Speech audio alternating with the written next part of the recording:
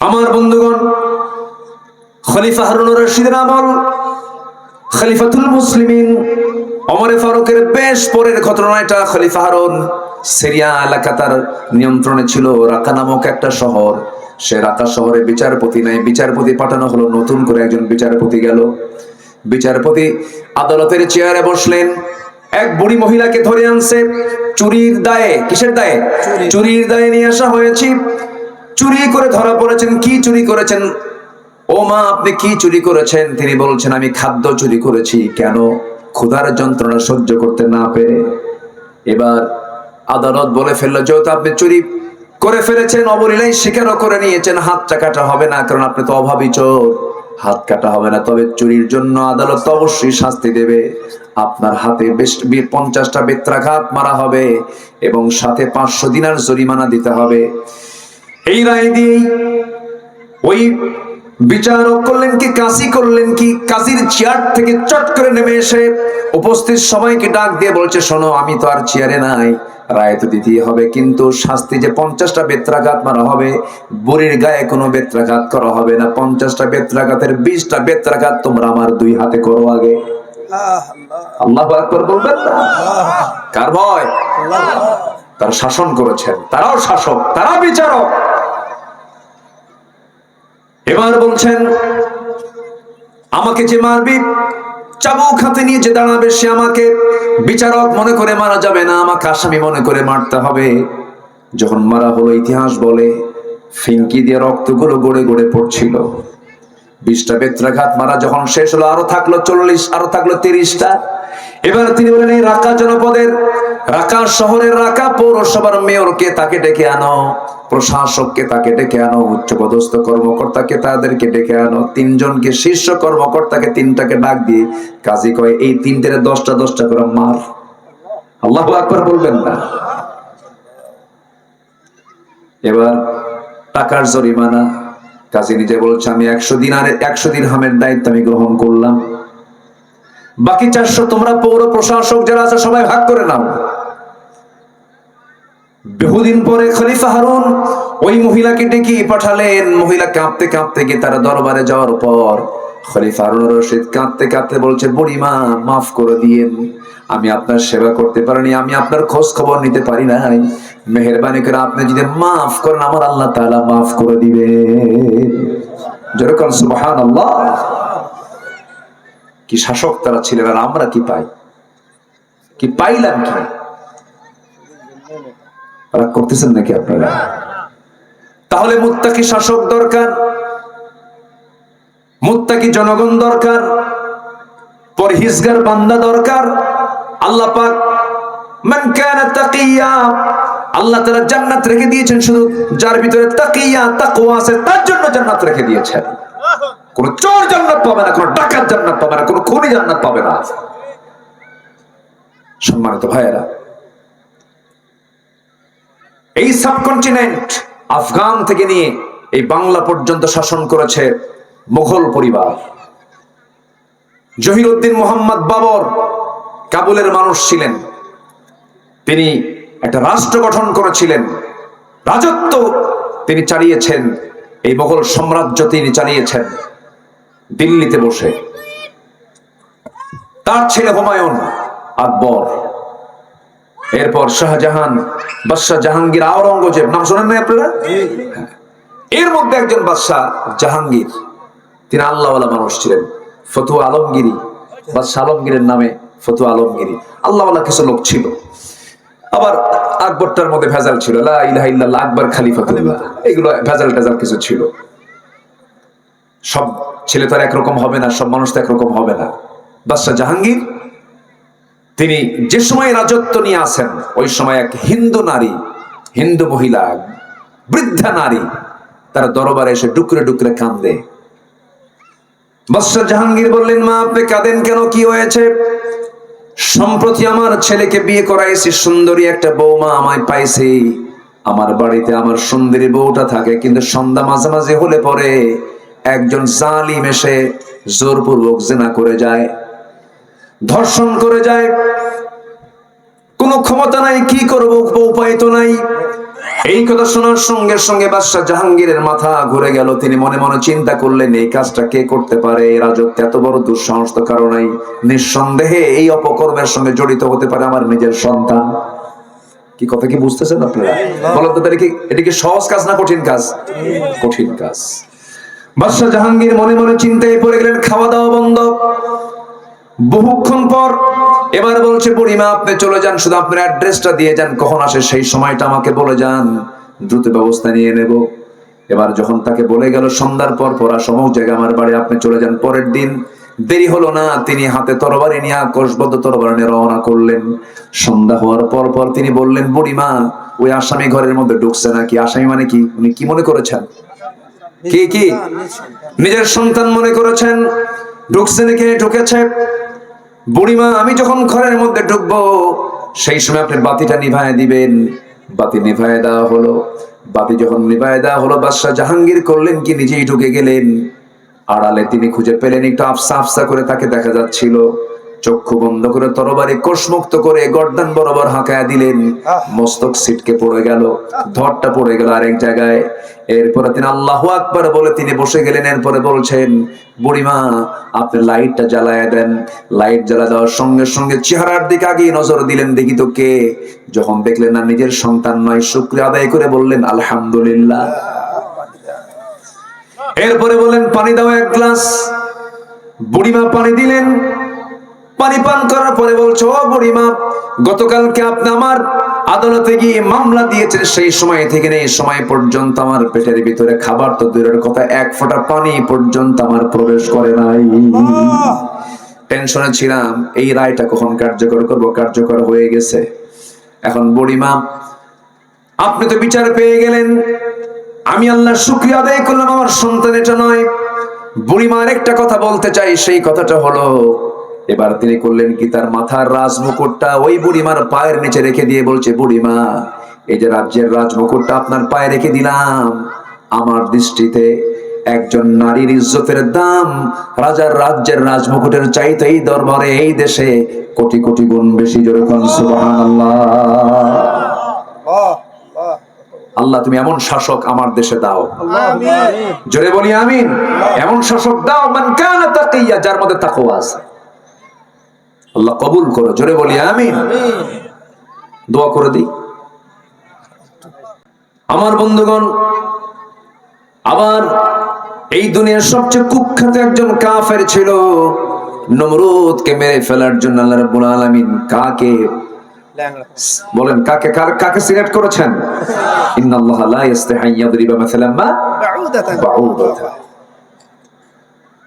আমার বন্ধুগণ, অনেক কথা ছিল, ওইদিকে যাব না আমি।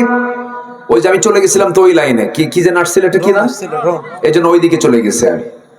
এক আমল করলে, একটা গুণ অর্জন করলে জান্নাত পাওয়া যাবে। কয়টা গুণ বলেন? একটা গুণ। কোন সূরা থেকে? বলেন কোন সূরা থেকে? মারিয়াম। আল্লাহ রাব্বুল আলামিন বলেন, জান্নাতি আদনিন আল্লাতী ওয়া'দার রাহমানু ইবাদাহু বিল গায়বি ইন্নাহু কানা ওয়া'দুহু মা'তিয়া লা ইয়াসমাউনা ফীহা লাগওয়ান ইল্লা সালামা ওয়া লাহুম রিজকুহুম ফীহা বুকরাতাও ওয়া আশিয়া تلك الجنة التي نورث من عبادنا من كان تقيا। জোরে বলুন আল্লাহু আকবার। কোরআনের কি মিল, কি সুন্দর তার বাচন ভঙ্গি। আল্লাহু আকবার।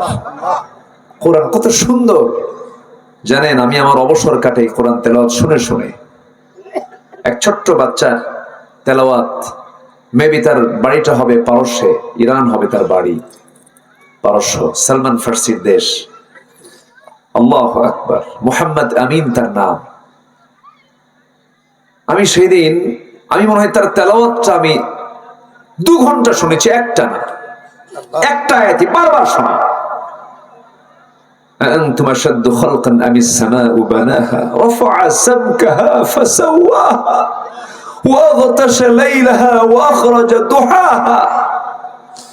সে যখন তেলাওয়াত করছিল আমি আল্লাহকে বলছিলাম মনে মনে, আল্লাহ জান্নাতে কিচ্ছু দরকার নেই, শুধু কোরআন তেলাওয়াত শোনাবা। আল্লাহু আকবার। কিচ্ছু নাই এর চাইতে আশ্চর্যের কিছু পৃথিবীতে নাই। ঠিক। কোরআনের মজা যে পেয়েছে পৃথিবীর কোনো মজা তাকে আকৃষ্ট করতে পারবে না। আমরা কোরআন থেকে আমরা মজা নেব, কোরআন থেকে আমরা তৃপ্তি নেব, কোরআন থেকে আমরা ইমানের স্বাদ খুঁজে বের করব। আল্লাহ কবুল করুন, জোরে বলে আমিন। যার যে নামাজে মজা পায় না সে ইমানের স্বাদ পায়নি। ফজরের নামাজ হবে লম্বা লম্বা লম্বা সূরা হবে। আমি ফজরের সালাত মদিনায় গত 7 বছর আগে আমার বাবা, আমি তাকে নিয়ে হজে গিয়েছিলাম, 7 বছর আগের কথা। ফজরের নামাজে দাঁড়িয়েছি, হুযাইফি অনেক বয়স্ক একজন ইমাম, দাড়ি দুড়ি সব পেকে গেছে। উনি ফজরের 2 রাকাত ফরজ নামাজ আদায় করলেন, নামাজ পড়ালেন। নামাজের সময় লেগেছে 39 মিনিট। সুবহানাল্লাহ বলবেন না? আমার কাছে মনে হচ্ছিল যেন কয়েক মিনিট যেন গেল। কোরআনের মজা পেতে হবে। মাহফিলে বসে যার বিরক্ত বোধ হবে, ভাবতে হবে না এখানে আমার ভিতরে কিছু ওয়াসওয়াসা কাজ করে। নামাজে দাঁড়িয়ে যদি কার ভিতরে এরকম মনে হয় যে ইমাম এত নামাজ লম্বা করে কেন, তার মধ্যে কিছু ওয়াসওয়াসা ঢোকানো হয়। মজা পেতে হবে। জানেন কবরের সময়টা কি সংক্ষিপ্ত সময়? আজ থেকে সংক্ষিপ্ত সময়। আপনি কোরআনকে সময় দিবেন, আল্লাহ আপনাকে সময় দিয়ে দিবেন। সুবহানাল্লাহ। জোরে বলুন সুবহানাল্লাহ। ফাযকুরুনি আযকুরুকুম ইন হুয়া ইল্লা যিকর। এটাই তো স্মরণ করার মাধ্যম। কোরআন দিয়ে স্মরণ করব কাকে? আল্লাহ। আল্লাহ আমাকে স্মরণ করবে। এজন্য কোরআন শুনবো, বেশি বেশি গান শুনবো। গান শুনবেন, কম কম শুনবেন, গানের কাছেই যাওয়া যাবে না। আল্লাহ কবুল করুন, জোরে বলি আমিন। গান বাজনার কাছে যাব না আমরা। সম্মানিত ভাইয়েরা, কোরআন অনেক সুন্দর, এটা কোরআনের মজা আছে, এই মজার কোনো শেষ নাই। লা তুহসা আজাইবুহু, কোরআনের কোনোদিন আশ্চর্যতা ফুরাবে না। আল্লাহু আকবার বলেন। এর আশ্চর্যতা কখনো ফুরাবে না, এর আধুনিকতা কখনো যাবে না। অত্যাধুনিক কিতাব, এটা অত্যাধুনিক। আধুনিক বললে ভুল হয়। এটা আপনি কি চান? আপনি এর মধ্যে এই মিসাইল টিসাইল মারতেছে, এগুলোর কথা কোরআনে নাই? আজ থেকে আছে না নাই? বলেন আছে না নাই? আছে। যে সূরা সব সময় পড়ি কিন্তু বুঝি না। ইমাম সাহেব মাগরিবে দাঁড়ালে ওই সূরা বলে, যারা পারেন ঠোঁট মিলিয়ে বলুন আলাম তারা কাইফা ফাআলা রাব্বুকা বিআসহাবিল ফিল আলাম ইয়াজআল কাইদাহুম ফি তাদলিল وأرسل عليهم طيرا أبابيل ترميهم بحجارة من سجيل فجعلهم كعصف مأكول। جربوا الله أكبر। কোন সূরা বলেন? কোন সূরা? ফিল মানে কি? হ্যাঁ, হাতি। হাতি বড় না মানুষ বড়? হাতির উপরে মানুষ চড়ে না মানুষের উপরে হাতি চড়ে? হাতির উপর মানুষ চড়ে। বড় কে? হ্যাঁ, মানুষ বড়। আচ্ছা, হাতি মানুষকে চালায় না, মানুষ হাতিকে চালায়? আল্লাহু আকবার। আসহাবুল ফিল, হস্তি বাহিনী, হস্তিওয়ালা, ঠিক আছে না? হস্তি বাহিনী মানে কি? হাতি নিয়ে, হাতির বাহিনী নিয়ে, হাতি নিয়ে সম্রাট আব্রাহা রওনা দিয়েছিল কাবা ভাঙতে। কিন্তু কাবা ভাঙতে গেছে, কাবার মালিক কে? আল্লাহ। আসতে কবেন না কে? আমার নবীজি কোন দাদার নাতি চিন্তা করা যায়? তার দাদার কাছে গিয়ে বলছে আমরা কাবা ভাঙতে আসছি। প্রথমে আগে অপহরণ করেছে, মক্কার আশপাশের যত উট টুট ছিল, মেষপাল ছিল, সব অপহরণ করে নিয়ে চলে গেছে। এর মধ্যে আব্দুল মুত্তালিব, আমার নবীজির দাদা, গর্বিত দাদা, আব্দুল মুত্তালিবের সবকিছু, মেষপাল, উটের পাল সব নিয়ে চলে গেছে। তো তার লোকজন এসে বলতেছে, আব্রাহার লোকজন এসে বলতেছে, আব্দুল মুত্তালিব তোমাদের কাবা তো ভাঙতে আসতেছে, কাবা রক্ষা করার জন্য তোমাদের কোনো প্রস্তুতি নাই? আব্দুল মুত্তালিব বলছেন কেঁদে কেঁদে, যেটা নিয়ে আমাদের কোনো টেনশন নাই, টেনশন ঘর যার, টেনশন তার। আল্লাহু আকবার। যেরকম সুবহানাল্লাহ। আমার নবী কি হয় বলেন, কি হয়? বাপটা মারা গেছে জন্মের আগে, আহা, জন্মের পর পর 5 বছরে হারিয়েছেন, নিজের মাকে হারিয়েছেন, আবার দুধও খেতে পারেন নাই। আল্লাহ তাআলা কত প্ল্যান করেছেন। শুধু এতিম না ডাবল এতিম? রাসূল কি ডাবল? শুধু এতিম না ডাবল এতিম? মাও নাই, বাবাও নাই, কোনো ভাইও নাই, বোনও নাই। সব দিক থেকে আলাম ইয়াজিদকা ইয়াতীমান ফাআওয়া। ফাআওয়া। আমার নবীজি জন্ম নিলেন, জন্মের একদিন পর তার মা আমেনার ঘুম নাই, খালি কান্দে। সিরাত গ্রন্থে আসছে 3 দিন চলে গেছে, সন্তানকে তিনি কোলে নিতে পারেন না, কোলে নিলে হাউমাউ করে কাঁদেন। মা আমেনার ঘুম হয় না, কান্নার পরিমাণ বেড়ে যায়। আবু তালিব বর্ণনা করছেন, ভাতিজা মোহাম্মদ তুমি তো আজকে নবী হয়ে গেছো, আমি নিজের চোখে দেখেছি, আমি কি ভুল দেখলাম কিনা জানি না। চাচা বলেন তো কি দেখছেন আপনি?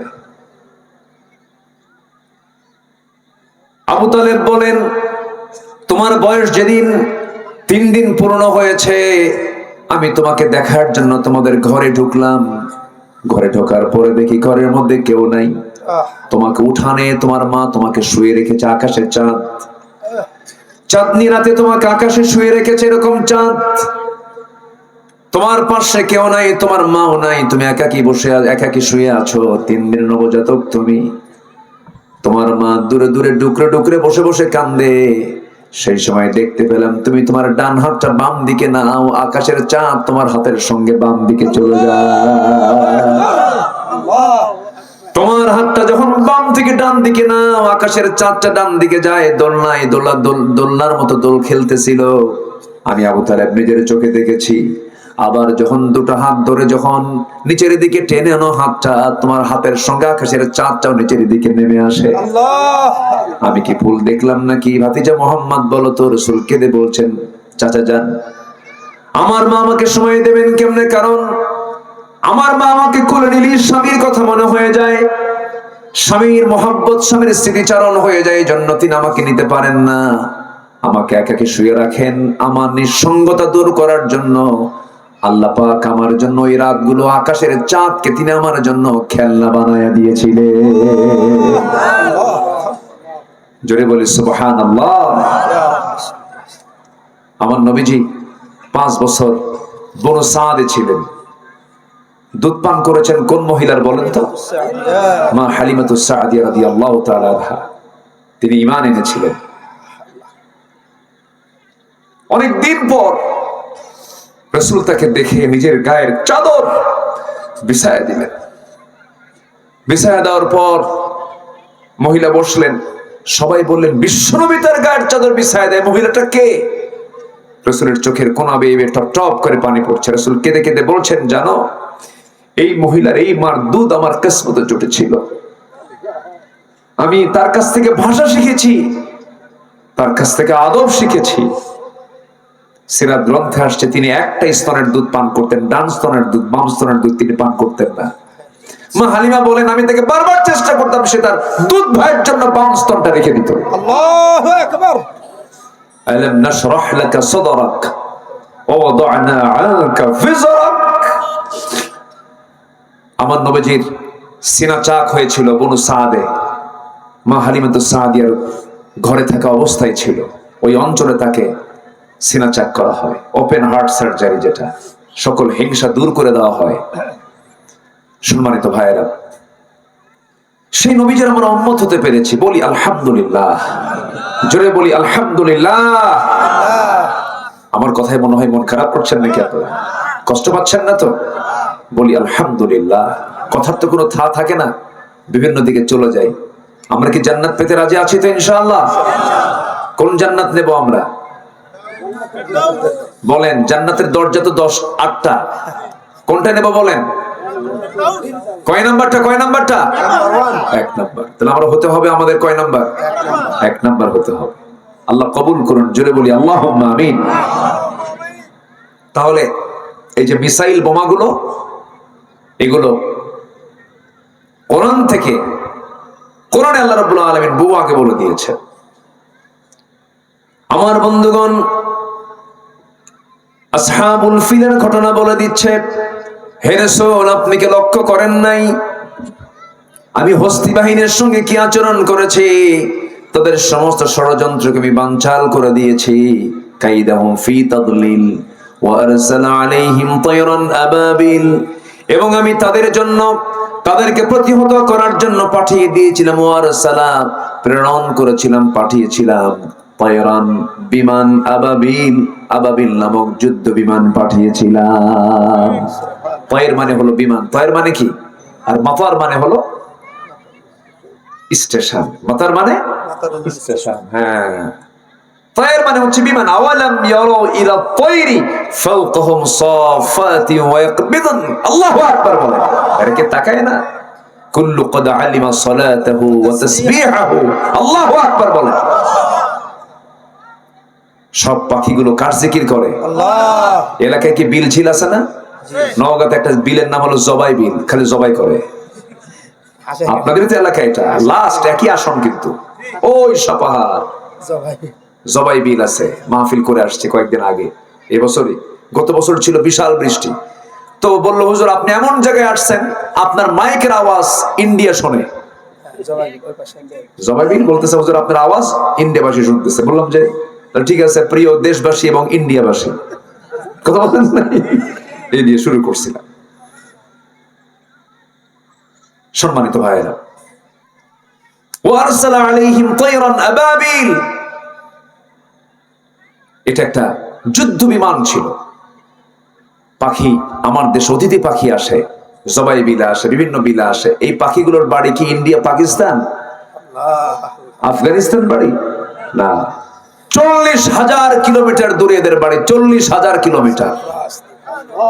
সাইবেরিয়ান দ্বীপপুঞ্জ থেকে, সাইপ্রাস থেকে এই পাখিগুলো আসে পাসপোর্ট হাতে নিয়ে। পাসপোর্ট আছে? কোন পাসপোর্ট আছে? পাসপোর্ট নেই, কোন ইমিগ্রেশন নাই। সামান্য ভারতে যেতেই ফিঙ্গারপ্রিন্ট দিতে হয়, পাসপোর্ট দিতে হয়, কত কি জমানত দিতে হয়, ডলার ইনভেস্ট করতে হয়, কত কি করতে হয়। কিন্তু এই পাখিটা ছোট্ট পাখি, সেই সাইপ্রাস থেকে আল্লাহ পাক বাংলাদেশের জবাই বিলে কেন পাঠালেন? মনপুরা, সেন্ট মার্টিন, হাতিয়া, মহেশখালী, কুতুবদিয়া, হাকালুকি বিল, চরণ বিলে কেন পাঠালেন? কি জন্য পাঠাচ্ছেন? কারণটা হলো আমার রব শুধু মানুষের রব নন, রব্বুল আলামিন তিনি, প্রত্যেকটা প্রাণীর রব, গোটা বিশ্ব জগতের রব তিনি। এই পাখিগুলো ওই সময় ওই দেশে থাকলে পরে রক্তগুলো সব ফ্রিজ হয়ে, বরফ হয়ে রক্তগুলো শুকিয়ে এসে মারা যাবে, স্ট্রোক করে মারা যাবে, কারণ তীব্র ঠান্ডা। -20 পর্যন্ত হয়ে যায়, -25 পর্যন্ত তাপমাত্রা একদম নিচে চলে আসে। তখন বলেন ও পাখি, আল্লাহু আকবার বলবেন না? আল্লাহ পাক কিন্তু ওহী দেন, ওয়া আওহা ইলান নাহলি আনিত্তাখিযি মিনাল জিবালি বুয়ুতা। আমার বন্ধুগণ, কি করে আল্লাহ রাব্বুল আলামিন? পাখিকে বলেন, পাখি তুই আর এই দেশে থাকবি না, চলে যা বাংলাদেশে, জবাই বিলে চলে যা, সেন্ট মার্টিন চলে যা, কুতুবদিয়া চলে যা, মহেশখালী চলে যা, এই সমস্ত বিল অঞ্চলগুলোতে চলে যাও। ওই দেশে এখন ঠান্ডা একটু কম, আবার বেশি গরম হলে থাকতে পারবা না। এই ঠান্ডার মধ্যে চলে যাও, ওই দেশের ঠান্ডা তোমার জন্য সহনীয় হয়ে যাবে, চলে আসে বাংলাদেশে। এই যে 40,000 মাইল অতিক্রম করে যে বাংলাদেশে আসলো, কোনো বিমান নাই, কোনো রাডার নাই, কোনো কিছু নাই, কেমন করে সেই রাস্তাটা চিনলো? এই দুর্গম গিরি, দুর্গম পথ সে পাড়ি দিয়ে কেমন করে আসলো? খাবার জোগান কেমন করে দিল? এই 40,000 কিলোমিটার জার্নি করে যে এই দেশে আসলো, আল্লাহ রাব্বুল আলামিন প্রত্যেকটা ওই পাখির মাথার ভিতরে ক্রিপ্টোক্রোম নামক একটা প্রোটিন দিয়ে দেন, যা কিনা জিপিএস এর কাজ করে, ট্র্যাকিং এর কাজ করে। যেরকম সুবহানাল্লাহ, ট্র্যাকিং দিয়ে দেন যে সোজা গিয়ে ইন্ডিয়ার আকাশ অতিক্রম করেই সাপাহারের জবাই বিলে নামবে। যেরকম সুবহানাল্লাহ। কে করেন? বলেন কে করেন? কে করেন? আম্মান খালাকাস সামাওয়াতি ওয়াল আরদ, আল্লাহু আকবার বলেন। কে সৃষ্টি করেছেন? আল্লাহ সৃষ্টি করেছেন। আমার বন্ধুগণ, এরপরে কি হয়? এই পাখিগুলো 6 মাস থাকার পরে আবার সে একই রাস্তায় ওই একই প্রোটিন ইউজ করে, ক্রিপ্টোক্রম নামক প্রোটিন ইউজ করে সে তার দেশে আবার ফিরে চলে যায়। যখন সেই দেশে আবার গরম পড়ে, আল্লাহু আকবার বলে, তাপমাত্রা যখন ঠিক হয়ে যায় আবার সে চলে যায় নিজের দেশে, মাতৃভূমিতে চলে যায়। আমার ভাইয়েরা, আবাবিল নামক যুদ্ধ বিমান এমন ভাবে আল্লাহ রাব্বুল আলামিন পাঠিয়ে দিলেন, শেষ পর্যন্ত আল্লাহ কি বলছেন দেখেন। সেই আবাবিল নামক বিমানের মধ্যে 2টা করে বোমা আল্লাহ রাব্বুল আলামিন তাও বলে দিয়েছেন, তারমিহিম বিহিজারাতিম মিন সিজ্জিল। সিজ্জিল নামক বোমা উপর থেকে নিক্ষেপ করা হলো। তারমিহিম আর রামিয়ুন মানে হলেন ক্ষেপণাস্ত্র, রামিয়ু মানে নিক্ষেপ করা। তারমিহিম বিহিজারাতিম মিন সিজ্জিল, সিজ্জিল নামক বোমা নিক্ষেপ করা হলো। এরপরে ফলাফল কি হলো? ফাজআলাহুম কাআসফিম মাকুল। আল্লাহ পাক তাদেরকে এই বোমা হামলার মধ্য দিয়া জীবাণু ভুসির ন্যায় তাদেরকে নাস্তানাবুদ করে দিলেন। জোরে করে আল্লাহু আকবার। আল্লাহু আকবার। তাহলে বোমা হামলা, মিসাইল হামলা কেমনে করতে হয়, উপর থেকে তার সমস্ত সূক্ষ্ম প্ল্যান, ডিজাইন সূরা ফিল আছে না নাই? আছে। আচ্ছা। কোরআন বুঝি না। সম্মানিত ভাইয়েরা, সম্মানিত বন্ধুগণ, কথা বিভিন্ন দিকে চলে গিয়েছে, লাইন একটু আসে। আমরা একটা আমল, আজকে একটা গুণ আমরা শিখে যাব, তার নাম হচ্ছে কি, একটু পরে বলছি। কোন জান্নাত দেওয়া হবে যে জান্নাতে কোনো লা ইয়াসমাউনা ফিহা লাগওয়ান ইল্লা সালামা, শান্তিময় কথা ছাড়া কোনো অশান্তির কোনো কথা থাকবে না। পার্লামেন্ট এমপিদের কথা শুনলে মাঝে মাঝে গাও জ্বলে। এই জ্বলে না, গাও জ্বলে না, গাও জ্বলে, অশান্তি, ভাল লাগে না, ঝগড়া। ঝগড়া লাগে, মিছা কথা কয়, কত আজে বাজে কথা কয়, কত জঘন্য কথা বলে ফেলে মানুষ। জান্নাতের মধ্যে এমন কোন ঝামেলা থাকবে না, কোনো দরবার করা লাগবে না। লাগওয়ান ইল্লা সালামা, শুধু শান্তির কথা, শান্তির কথা যা প্রাণ জুড়াবে এমন জাতীয় কথা জান্নাতে থেকে যাবে। অশান্তির কথা কিন্তু খুব কষ্টকর। খোঁটা মারা কথা কি ভাল লাগে? এক খোঁচা মারা কথা সারা জীবন মনে থাকে। জি। জান্নাতে কোনো খোঁচা মারা কথা থাকবে না। সুবহানাল্লাহ বলেন। আমি কি দোয়া করে দেব নাকি? জি না। এই যে 2-1 করে ওঠে, আগের থেকে বসছে, পেশাবে ধরছে। চাপ চুপ লাগতেছে, নিম্নচাপ, হ্যাঁ নিম্নচাপ একটু বলবেন। আবার ঊর্ধ্বচাপও আছে। ঊর্ধ্বচাপ হলো বিড়ি খাওয়া চাপ। এ চাপও কিন্তু কম না, বহু দোকান এখানে আছে। সবচেয়ে বেশি বিক্রি হয় কি বলেন? ওই জিনিস। সবচেয়ে বেশি কি বিক্রি হয়? বিড়ি। বিড়ি খায় পেট ভরে? পেট ভরে না, কিন্তু খায়।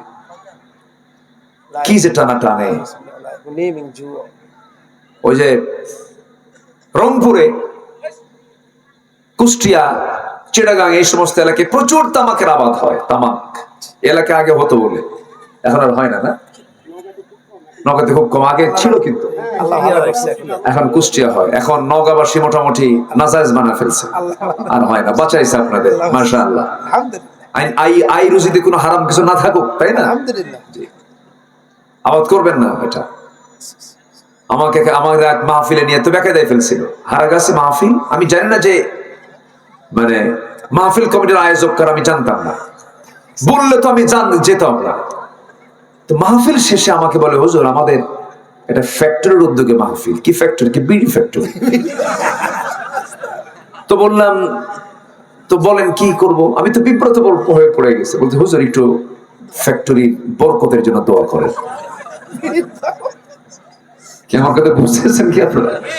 তো বললাম, ভাই সে আবার জোরেও কয় না, আমার কানে কানে লিখেও দিচ্ছেন, আমার কানে কানে এসে আস্তে আস্তে করে বলতেছে। তো বললাম, আমি আবার বললাম, বলছে হুজুর একটু দোয়া করে দিয়ে। আমি কান ধর, আজকে দোয়া হবে না। কি কথা কি বুঝতেছেন আপনারা?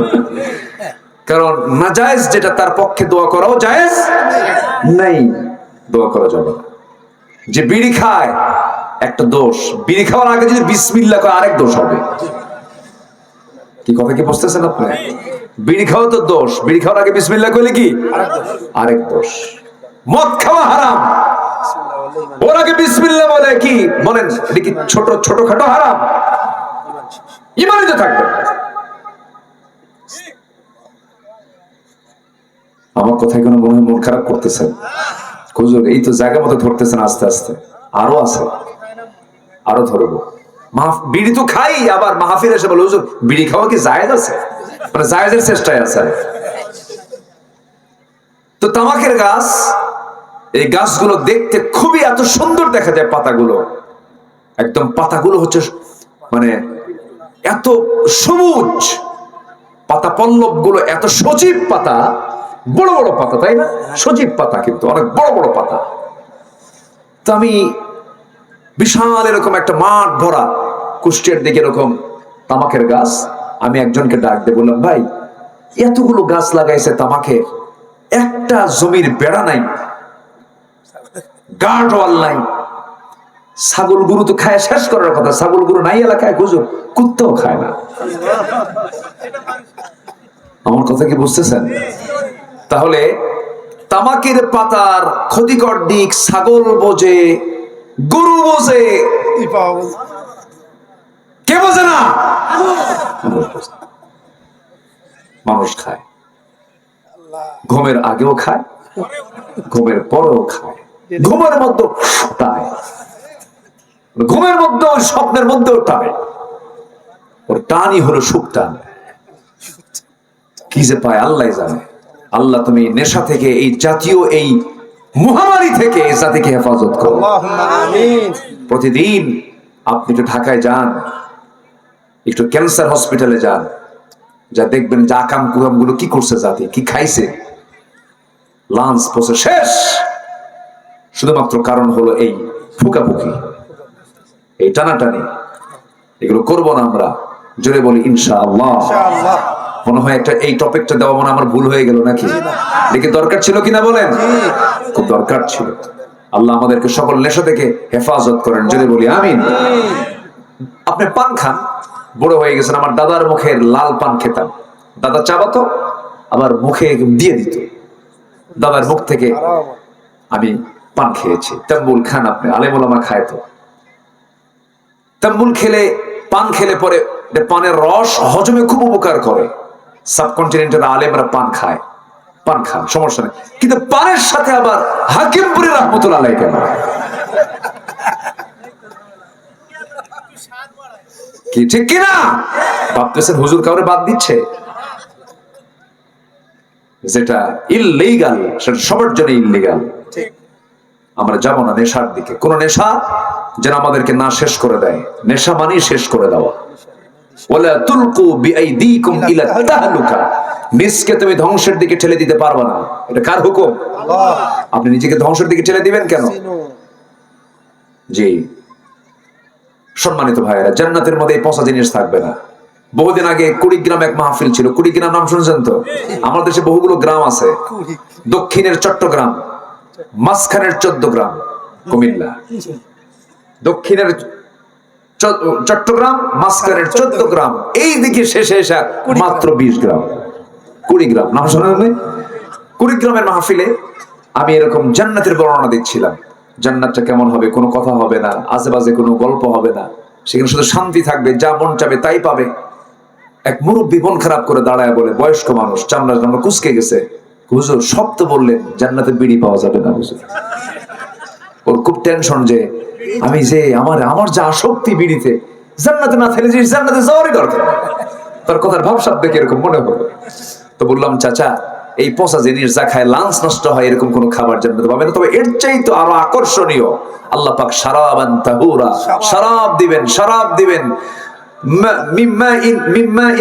মিম্মা ইয়াসিন গায়রে আসিন, আপনাকে দিবেন সেখানে 4টা নহর দিবেন, দুধের নহর দিবেন, শরাবের নহর দিবেন, মধুর নহর দিবেন, দুধের নহর দিবেন। আল্লাহু আকবার। মিন লাবানিন, আল্লাহ তাআলা এগুলো দিবেন। গায়রা তুআমু, তাই না? আল্লাহু আকবার। সব দিয়ে দিবেন।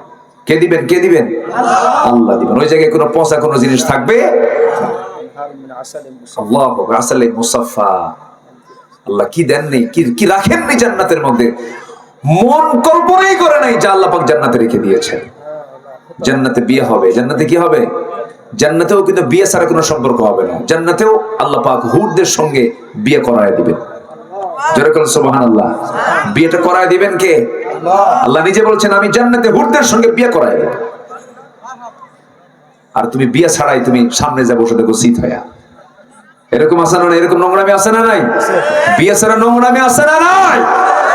এগুলো করবা না, এগুলো নোংরামি করবা, ওখানে বিয়ে পাবা না। জাহান্নামে আল্লাহ পাক ওয়াসিকাল্লাযীনা কাফারু ইলা জাহান্নামা যুমারা, হাকা হাকা তোমাকে জাহান্নামের দিকে নিয়ে যাবে। এই জন্য হুজিবাতুল জান্নাহ বিল মাকারিহ, হুজিবাতুন নারু বিশ শাহাওয়াত। জান্নাতটা কষ্ট ক্লেশ দিয়ে মোড়ানো, আর জাহান্নামটা দুনিয়ার সুখ দিয়ে মোড়ানো। দুনিয়াতে সুখ করবে যারা বেশি বেশি, আখিরাতে তাদের কষ্ট হবে। দুনিয়াতে যারা কষ্ট করবে বেশি বেশি, আখিরাতে তারা সুখী হয়ে যাবে।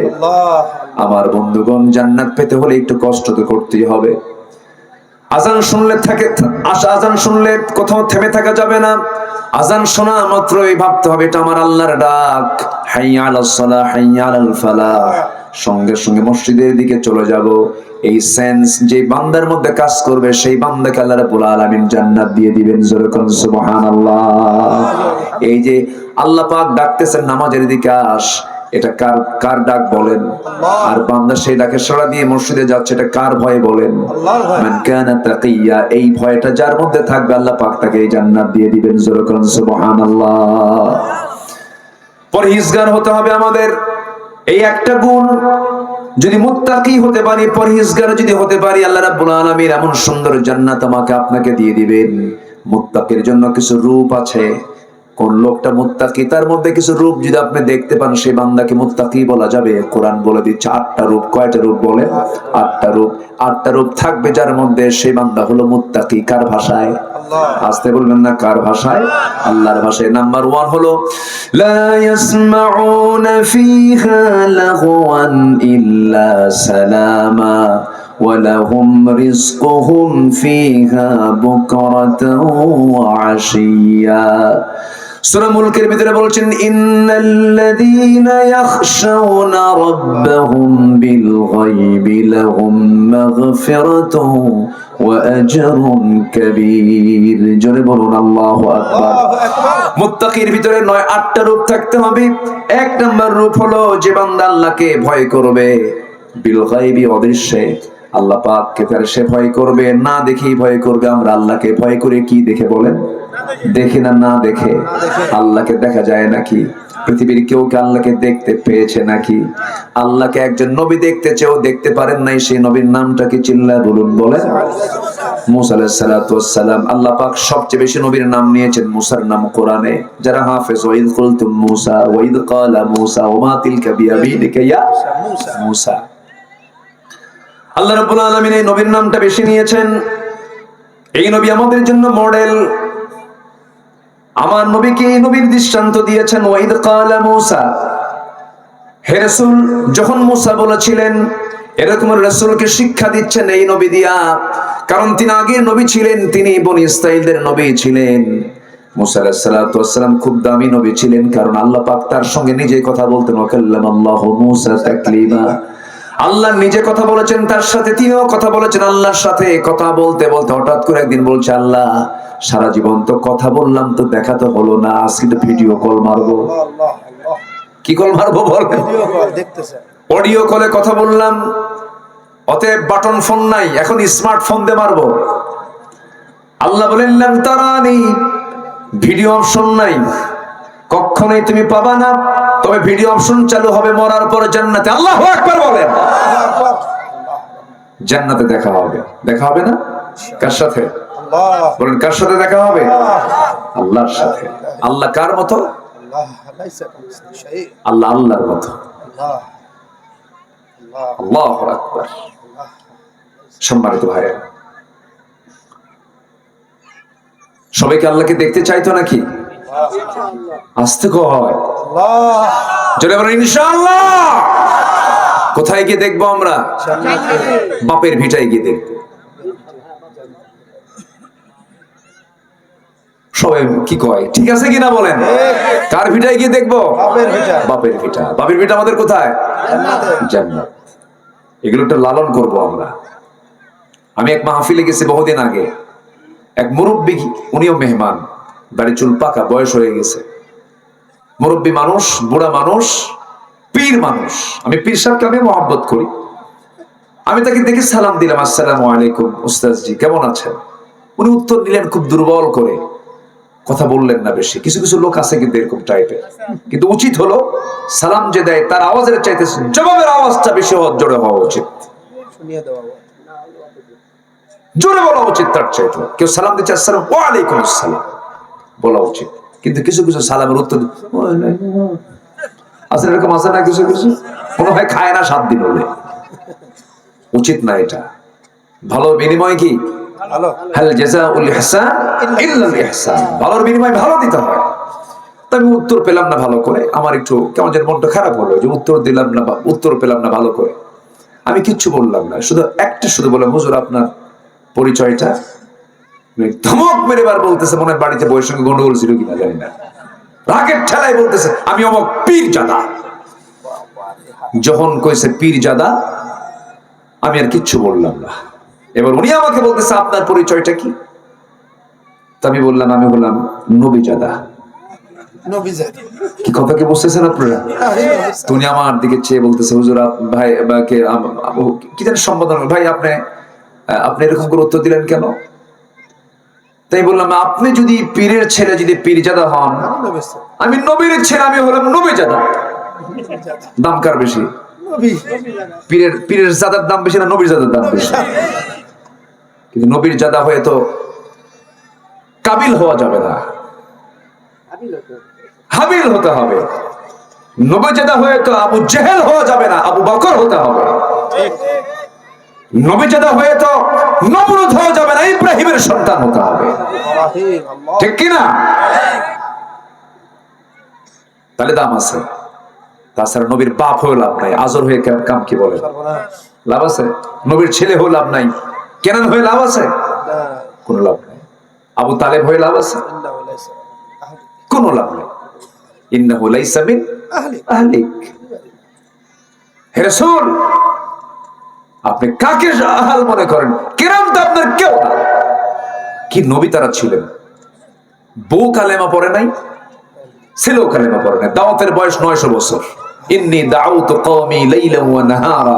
আমি 900 বছর তিনি দাওয়াত দিয়েছেন, দিনে রাতে 24 ঘন্টা।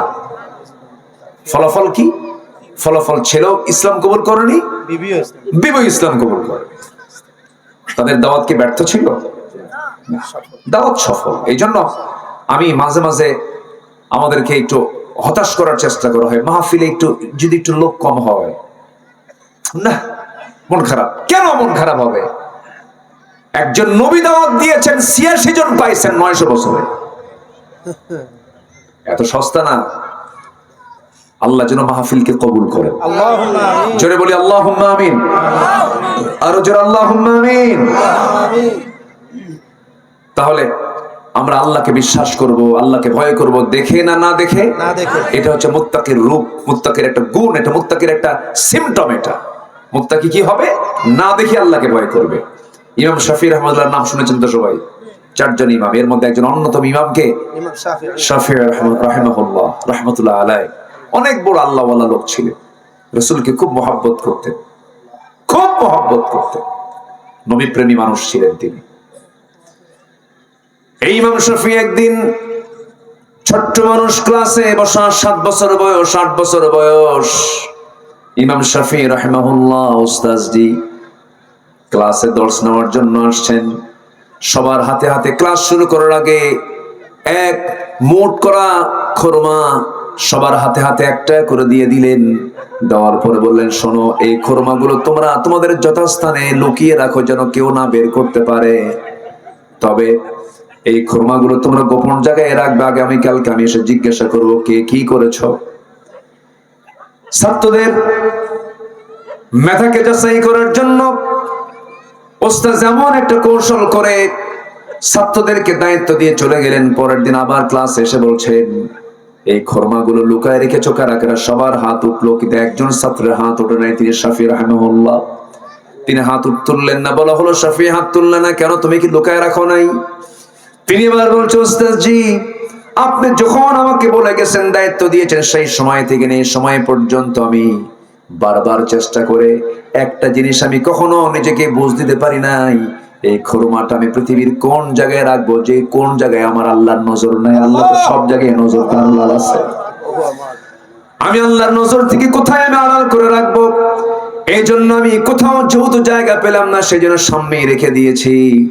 সঙ্গে সঙ্গে ওস্তাদ চোখের পানি ফেলে ইমাম শাফিঈকে বুকের মধ্যে জড়িয়ে ধরে বলছে, আমার ছাত্র একটাই আছে এই জায়গায়, সেটা হচ্ছে শাফিঈ। আল্লাহু আকবার বলেন। আল্লাহকে বিশ্বাস করতে হবে না দেখে, আল্লাহকে ভয় করতে হবে কি দেখে?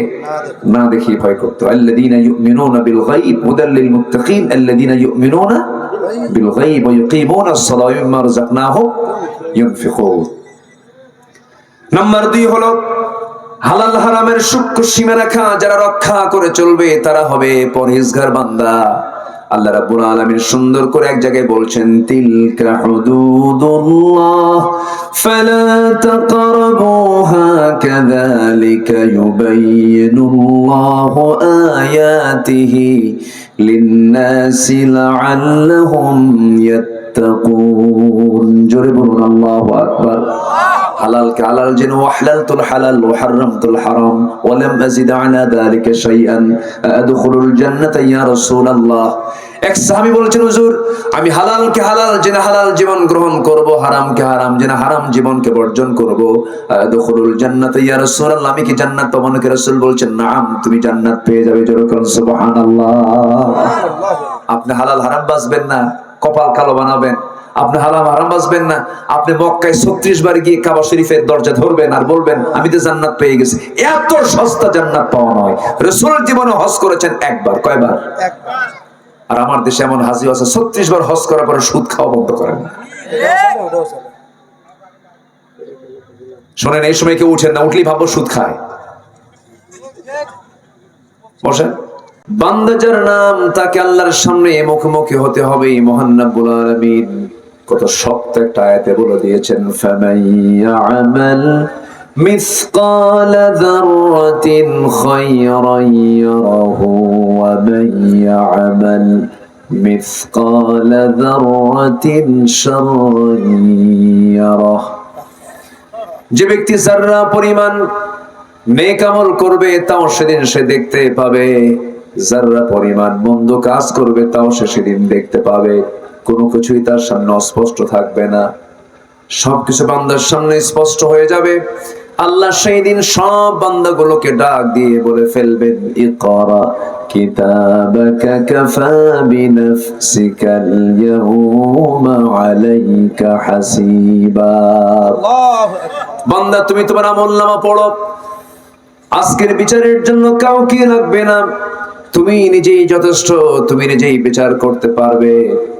আমার বন্ধুগণ, আল্লাহ রাব্বুল আলামিন বলেছেন, বান্দারে তুমি কোথায় পালাবে? সব পালানোর রাস্তা আমি বন্ধ রেখেছি, রুদ্ধ করে দিয়েছি। আমাকে তোমার, আমার সামনে তোমার অবশ্যই ফিরে আসতে হবে।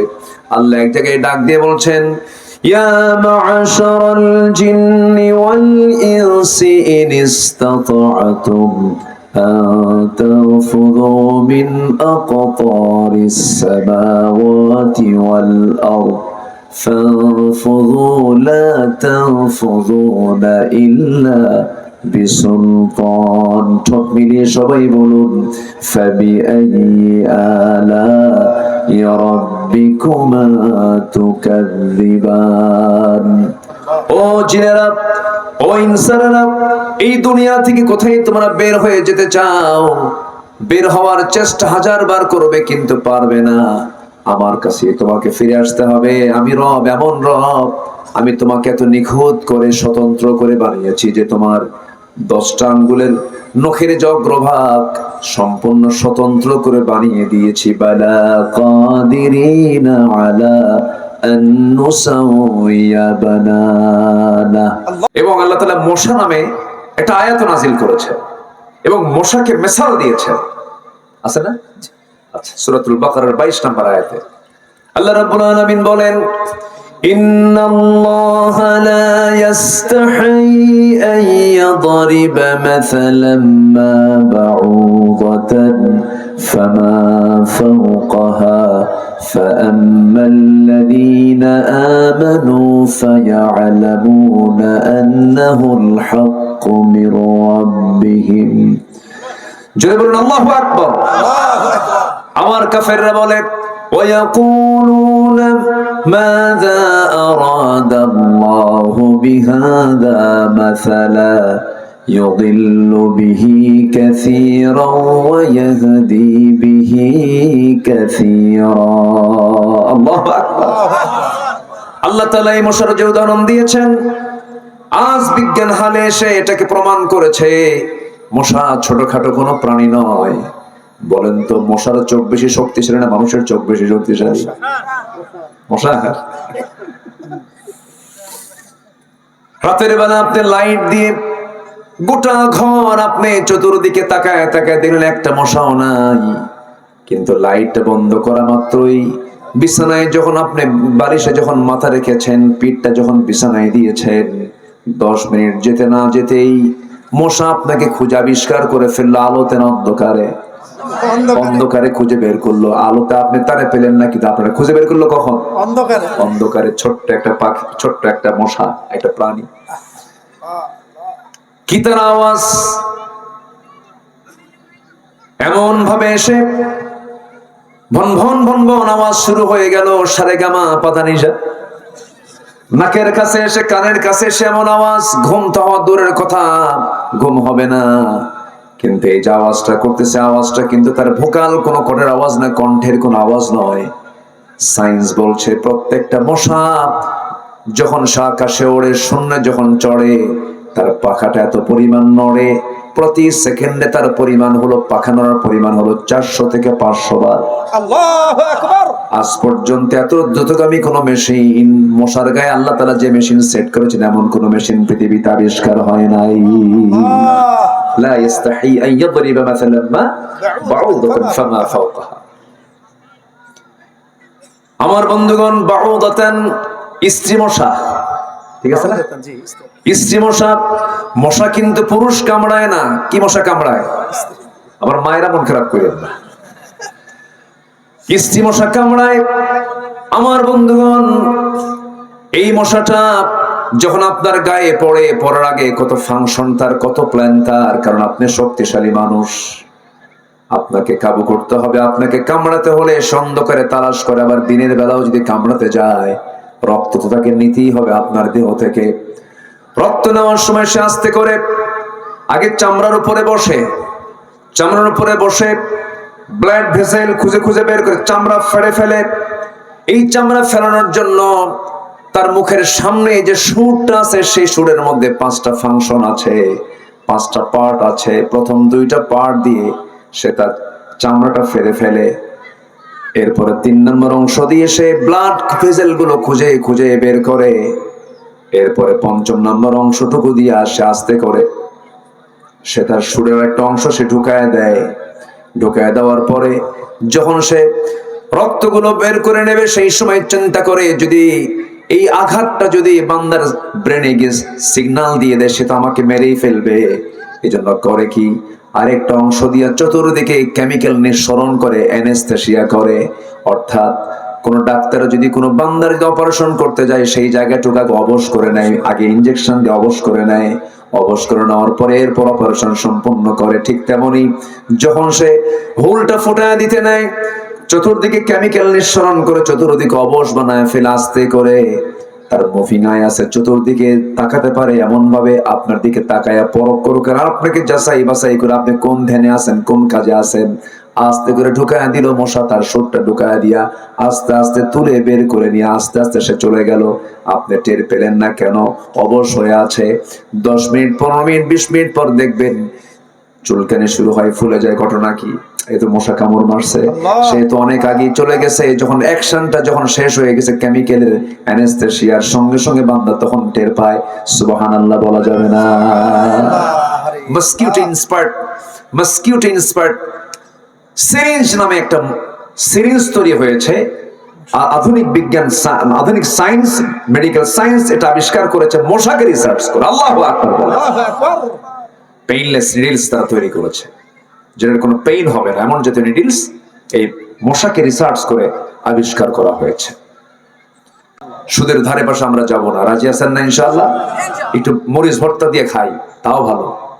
কিন্তু সুদের টাকায় ওই রোস্ট খায়া পেট ফুটা হয়ে শীত হয়ে পড়ে থাকবে। হারামের কোনো আরাম, হারামের কোনো আরাম। বরের সম্পত্তি মেরে খেয়েছেন, 2 কোটি টাকার জায়গা আপনি দেননি, আপনার পেটের মধ্যে এমন একটা গোশতের টুকরো হবে, টিউমার হবে, যার দাম 4 কোটি। ওই 2 কোটি ঠেলে আরো 2 কোটি বের করে নিয়ে যাবে। আর গুনাহ তো আছে, গুনাহ বোনাস নাকি, গুনাহ থাকবে। হাইরে কি টেকনিক বাস ভাই, নওগাঁ জেলায় নাই। নওগাঁয় জমি কম না বেশি? ওর সাথে আরো কম না আরো বেশি? আরো বেশি। ভাবতেছেন হুজুর খবর রাখে না, কিন্তু বোনকে সম্পত্তি বুঝায় দেয় না।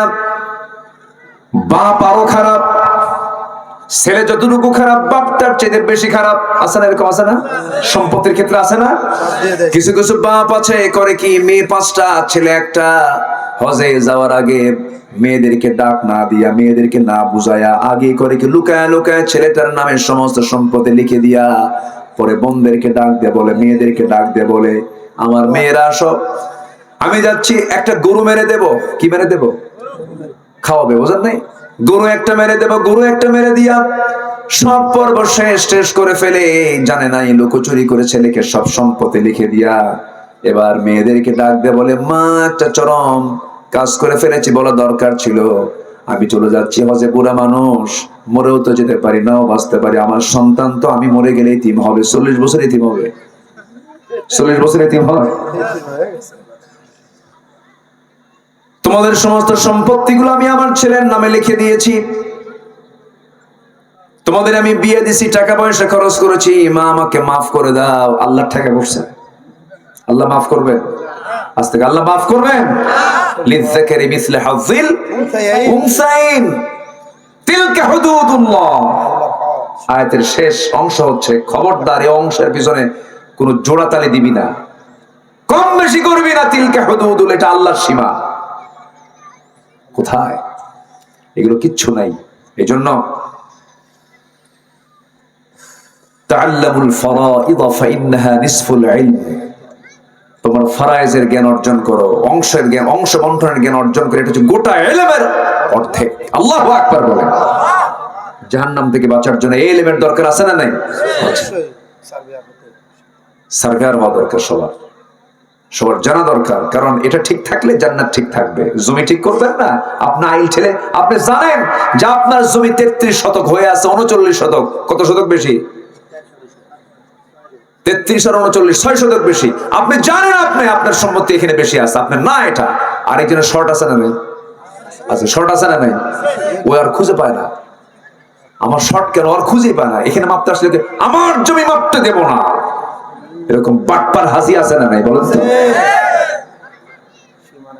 আমার আর জীবন আপনারা দাওয়াত দিবেন না, আমি জানি। দাওয়াত দিয়েন না, জমি আজকে বের করে দিই।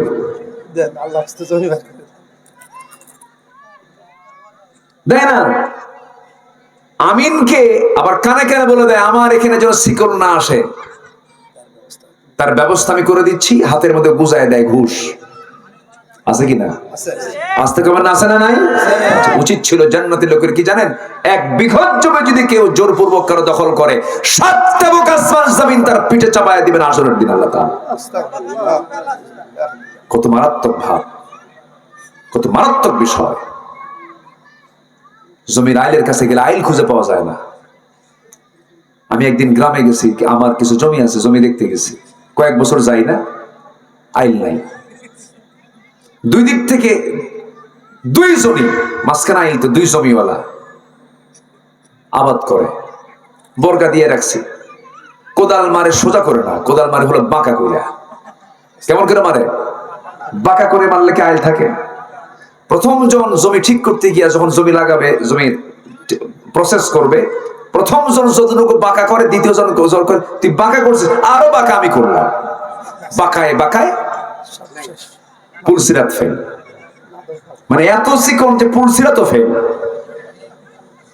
নাউজুবিল্লাহ কবেন না, জোরে কোন নাউজুবিল্লাহ। এগুলো করা যাবে? এগুলো কি হালাল হারাম? এগুলো হালাল হারাম আমাদের দেখার দরকার আছে না নাই? মুত্তাকি চেনার সিমটম হচ্ছে আল্লাহকে না দেখে ভয় করা। নাম্বার 2 হচ্ছে হালাল হারামের সূক্ষ্ম সীমারেখা, এটাকে নিশ্চিত করা, কোনটা হালাল জেনে বুঝে চলা। আল্লাহু আকবার বলেন। বুজুর্গি এই জায়গায় ইয়াদিলু হুয়া আকরাবু লিত্তাকওয়া, يعدلوه وأقرب للتقوى আদালত ঠিক করো, এটাই তাকওয়ার সবচেয়ে উত্তম পন্থা। যেরকম সুবহানাল্লাহ, سبحان الله والحمد সবচেয়ে নিকটবর্তী পন্থা হচ্ছে এটা।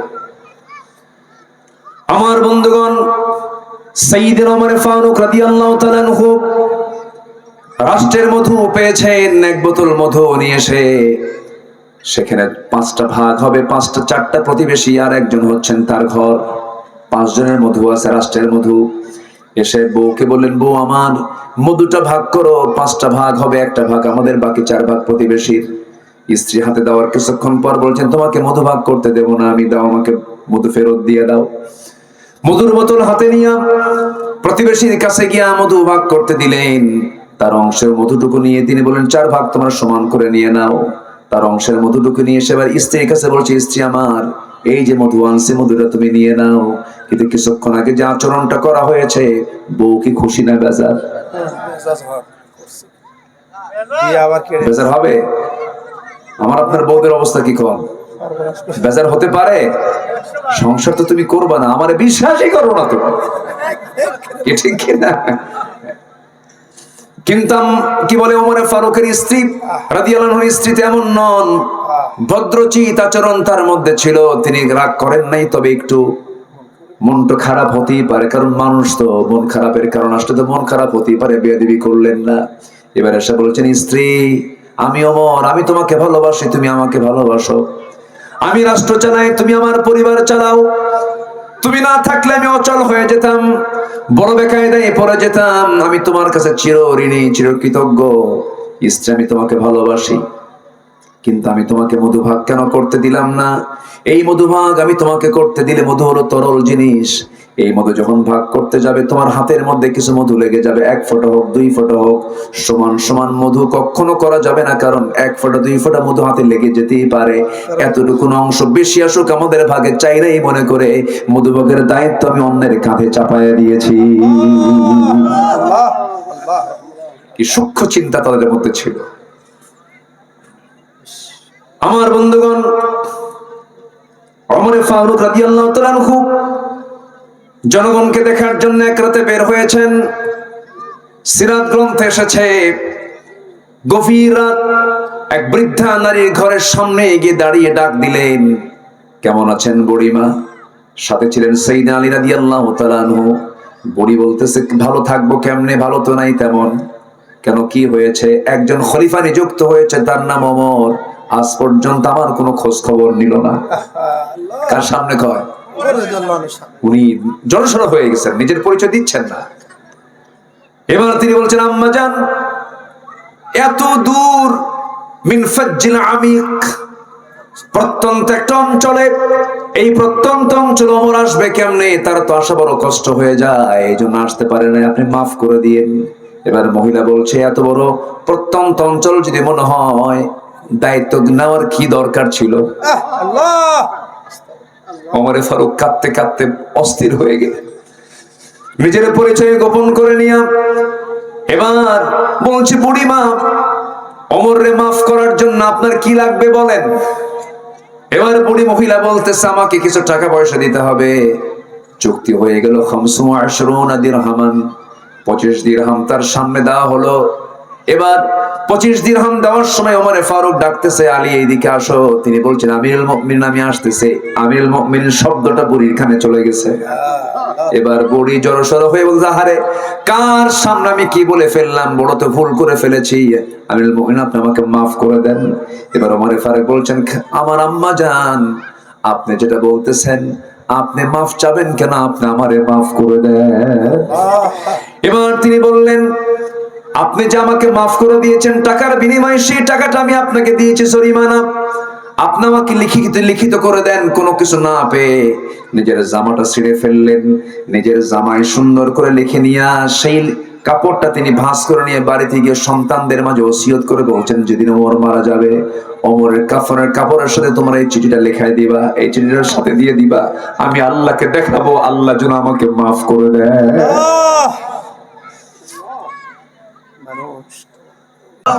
সবাই কি নামাজ পড়তে রাজি আছেন? ইনশাআল্লাহ। 5 ওয়াক্ত নামাজ পড়বেন। মান কানা তাকিয়া, যে ব্যক্তি আল্লাহকে ভয় করবে সে নামাজি হবে। সে কি হবে?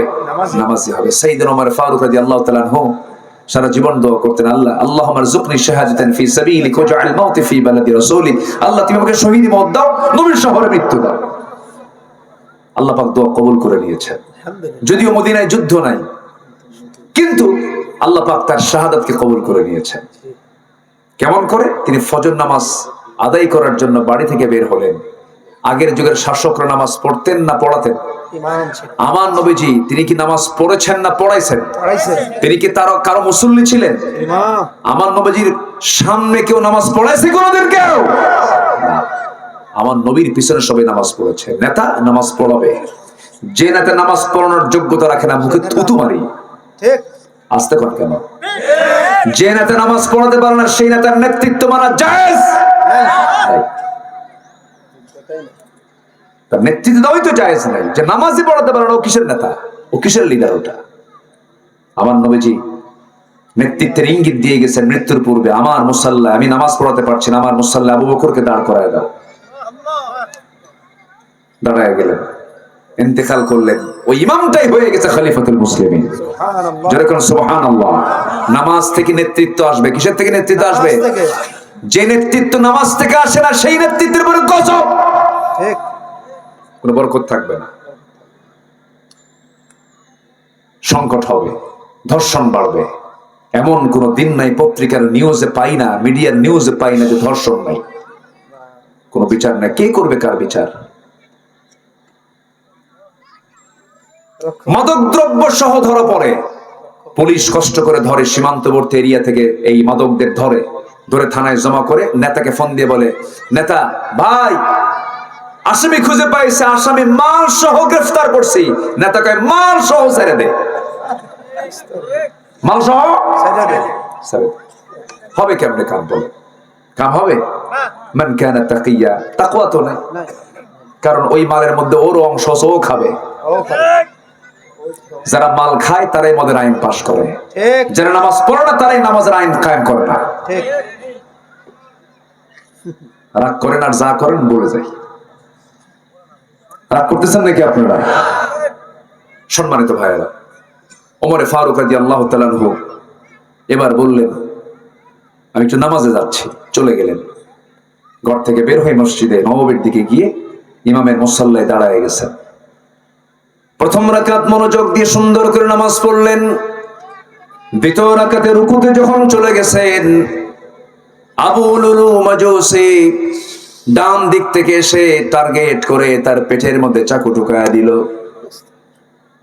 তিনি দাঁড়ায় গেলেন, নামাজ ছেড়ে দিলেন। মুসল্লিরা সব এদিক সেদিক ছুটোছুটি করতে লাগলো, কি হয়েছে? এরপরে তিনি সতর্ক হয়ে তিনি ফেস করলেন। বুঝে ওঠার আগেই আবার চাকু বের করে, বিষাক্ত চাকু, বিষ মিশ্রিত চাকু তল পেটে ঢুকানো হলো। ফিঙ্কি দিয়ে রক্ত বের হয়ে গেল, কিছু অংশ ভুঁড়ি বের হয়ে গেল। ওমরে ফারুক রাদিয়াল্লাহু আনহু পেটটা ধরেই তিনি সেন্সলেস হয়ে জমিনে পড়ে গেলেন। কয়েক ঘন্টা সেন্স নাই।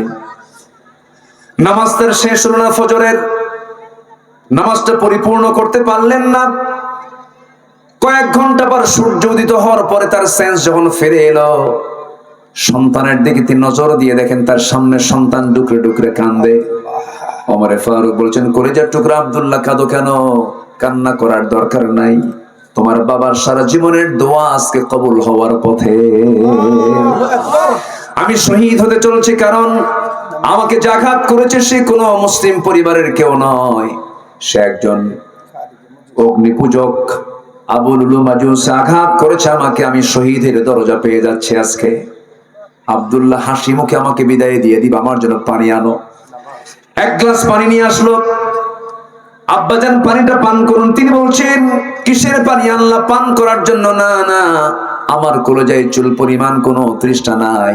আমার সবচেয়ে বড় তৃষ্ণা হলো ফজর নামাজটা আমার এখনো হয় নাই, ওযুর পানি এনে দাও। কিসের পানি এনে দাও? ওযুর পানি। চিন্তা করুন, জীবন প্রদীপ নিভে যাচ্ছে আর উনি বলতেছে আমার ফজর নামাজটা হয়নি এখন। ফজর নামাজটা পড়া দরকার। ওযু বানালেন, পেটের ভুঁড়িটা বের হওয়া, গামছা দিয়া পেটটা বাঁধলেন, কিন্তু হলো না কাজ। রক্ত পরে শেষ হয়ে গেছে, মাথা চক্কর মেরে পড়ে গেলেন। ইশারা করে শুয়ে শুয়ে নামাজটা আদায় করে বলছেন, আব্দুল্লাহ, আমার জীবন প্রদীপ যখন তখন নিভে যাবে, আব্বা ডাক্তার আনছি। সন্তান তো চেষ্টা করবে। ডাক্তার এনেছি, হাকিম এনেছি। হাকিম সামনে এসে বলতেছে, আমিরুল মুমিনিন, এক গ্লাস দুধ আপনি পান করুন। এক গ্লাস দুধ দেওয়া হলো, পান করলেন। পানটা করে লাভ হলো না, সমস্ত ফুটা দিয়া দুধ গুলো বাইরে বের হয়ে আসলো পেট দিয়া। ইন্না লিল্লাহ বলে চিৎকার মেরে ডাক্তার কান্দে আর বলছে, আমরা আমিরুল মুমিনিনকে হারাতে বসেছি, তিনি যখন তখন মারা যাবেন। ওমরে ফারুক বলছেন, হাকিম রে, কান্দিস কেন, চিল্লাস কেন? ওমর তো তার নাকের ভিতরে জান্নাতের ঘ্রাণ পেতেছে। যাও ডাক্তার, তুমি চলে যাও। ডাক্তার হেঁটে হেঁটে চলে যায়। ডাক্তারের পাজামার কাপড়টা গিরার নিচে। ওমরে ফারুক ওই অন্তিম সজ্জায় তাকে পিছন দিক থেকে ডেকে দাওয়াতি কাজ করে বলছে, ডাক্তার, পাজামার কাপড় গিরার নিচে কেন? গিরার নিচে পাজামার কাপড় থাকা ব্যক্তিকে আল্লাহ রাব্বুল আলামিন কিয়ামতের দিন তার দিকে তাকাবেন না। লা ইয়ানজুরু ইয়াউমাল কিয়ামা, লা ইয়ানজুরুল্লাহু ইয়াউমাল কিয়ামা। চিন্তা করুন, মারা যাচ্ছেন, মুমূর্ষু অবস্থায় তার দাওয়াতি কাজ বন্ধ নাই। এবার তিনি মারা যাবেন। বলছেন, আব্দুল্লাহ, আমার বড় ভাই প্রথম খলিফাকে আমি নবীর পাশে কবরে দাফন করেছি আমি আমার নিজ হাতে। আমার বড় শখ, আমি আমার নবীর পাশে ঘুমাবো। আমি নবীর পাশে ঘুমাতে চাই। লা তারফাউ আসওয়াতাকুম ফাওকা সাওতিন নবী। এই কথা বলার সঙ্গে সঙ্গে আব্বা তারে কি করব, যাও আম্মাদের আয়েশা সিদ্দিকা কি আমার সালাম জানাও। আমি তার কাছ থেকে তার জায়গাটুকু পেতে চাই, নিতে চাই। সে আমাকে দেবে, আমি আমার বিশ্বাস, যাও আমার পক্ষ থেকে তার কাছে এই দাবিটা করো। যখন বলা হলো, আম্মাদের আয়েশা কাঁদতে কাঁদতে বলছেন, আহারে, জগৎধন্য এমন একজন বড় খলিফা আমার সামনে প্রস্তাব দেবে, এমন ছোট্ট একটা জিনিস তিনি আবদার করেছেন। আমি আমার কবরের জায়গাটুকু অংশ খলিফাতুল মুসলিমিনকে দিয়ে দিলাম। 10,000 সাহাবী বাকিল গারকাদে শুয়ে আছেন। 10,000 সাহাবী, ফাতিমা রাদিয়াল্লাহু আনহা সহ আমার বন্ধুগণ, ম্যাক্সিমাম সাহাবী সব বাকিল গারকাদে বাকি গোরস্থানে শুয়ে আছেন। কিন্তু আমার নবীর পাশে দুজন থাকার সৌভাগ্য অর্জন করেছেন। তার মধ্যে অন্যতম সৌভাগ্যবান হচ্ছেন ওমরে ফারুক রাদিয়াল্লাহু তাআলা আনহু। আমার ভাইরা, নবীর প্রতি মহব্বতের দরকার আছে না নাই? নাম্বার 3 হলো মান কানা তাকিয়া, মুত্তাকির রূপরেখা হলো সে সর্বক্ষণ নবীর প্রতি দরুদ পড়বে, বেশি বেশি রাসূলকে বেশি বেশি মহব্বত করে বলবে সাল্লাল্লাহু আলাইহি ওয়াসাল্লাম। আমার বন্ধুগণ, নাম্বার 4 হলো জীবনের সকল ক্ষেত্রে আমরা সততা নিয়ে চলবো। নাম্বার 5 হলো অন্যায়ের ব্যাপারে আপোষহীন হব। অন্যায় নিজে করব না, অন্যায় কাউকে করতে দেব না। মান ইবনে জাদিয়া নামে একজন ব্যক্তি রাষ্ট্রের সিলমোহর চুরি করে দুর্নীতি করেছে। দ্বিতীয় খলিফার আমলে ওমরে ফারুক ধরে ফেললেন, বললেন, রে ধর, হাত পা বাঁধ, 100 বেত্রাঘাত আমি মারবো রে। ওই চোরের পক্ষে 3 জন এসে সুপারিশ করতেছে। ওমরে ফারুক বলেন, সুপারিশ করলো কে কে? ওই 3 জন। ওই 3 জন 100 করে বেত্রাঘাত পিটা। অন্যায় যে করবে, অন্যায় যে প্রশ্রয় দেবে, অপরাধ কি 2 রকম না 1 রকম? সমান। পিটাও। ওয়ালা তারকানু ইলাল্লাযীনা যালামু ফাতামাসসাকুমুন নার ওয়া মা লাকুম মিন দুনিল্লাহি মিন আউলিয়া সুম্মা লা তুনসারুন। সম্মানিত ভাইয়েরা,